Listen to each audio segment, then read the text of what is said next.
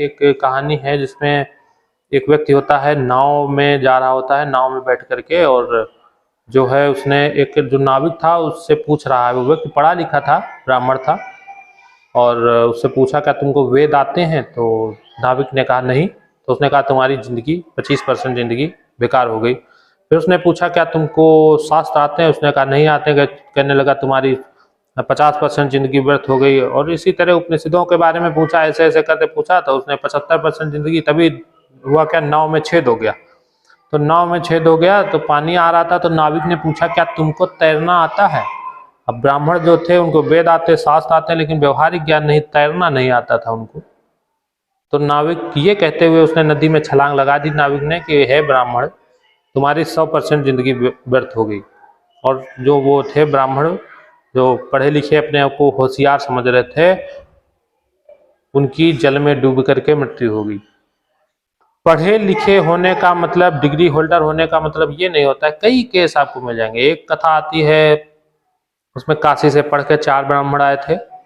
रास्ते में जंगल पड़ा तो उसमें कुछ हड्डियां पड़ी हुई थी।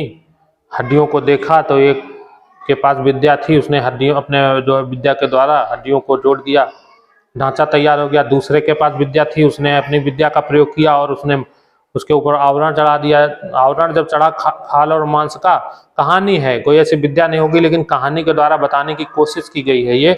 तो ये क्यों बताने की कोशिश की गई है? सदियों से चली आ रही है कहानी।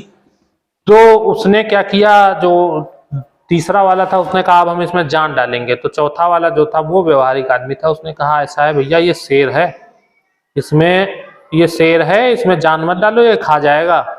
लेकिन तीसरा वाला बोला नहीं, तुम गलत बताते हो, मुझे विद्या का प्रयोग नहीं करने दे रहे हो, ये है वो है।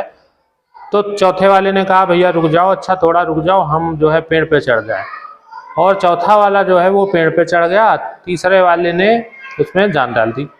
तीसरे वाले व्यक्ति ने ज्यों ही उसमें जान डाली, त्यों ही शेर दहाड़ा और पूंछ हवा में लहराई, और उसने देखा आसपास, और 3 जो वो थे, तीनों विद्वान पढ़ लिख के आए थे, तीनों को खा गया। चौथा वाला पेड़ पे बैठा रहा सुरक्षित। जब देखा शेर खा पी के चला गया, उतरा और सुरक्षित अपने घर को आ गया। ये होता है व्यवहारिक ज्ञान, और एक होता है पढ़ाई लिखाई का ज्ञान। पढ़ाई लिखाई का ज्ञान जब जिसको होता है, पढ़ाई लिखाई आ जाती है, उसको दम्भ बहुत आ जाता है, घमंड बहुत आ जाता है कि हम बहुत पढ़े लिखे, बहुत अभिमानी हैं, अभिमान आ जाता है, बहुत विद्वान है।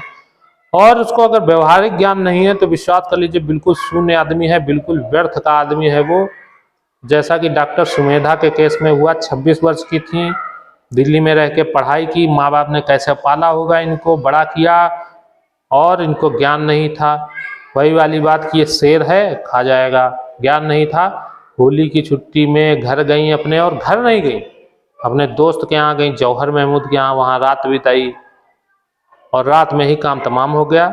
शेर वाली कहानी और वो ब्राह्मण वाली कहानी क्यों सुनाई जाती थी, और उनका क्या, जो हमारी व्यवहारिक जिंदगी है उसमें क्या प्रयोग है, इसको जरूर ध्यान में रखना है। अपने बच्चों को अच्छी शिक्षा दीजिए, व्यवहारिक ज्ञान भी दीजिए। ऐसा न हो कि पढ़ लिख जाएं और पढ़े लिखे मूर्ख बन जाएं, क्योंकि अगली पीढ़ी जो हमारी है वो पढ़े लिखे मूर्खों वाली तैयार हो रही है। तो ऐसे ही वीडियोस के लिए चैनल को सब्सक्राइब करें, पसंद आए तो वीडियो को लाइक करें। धन्यवाद।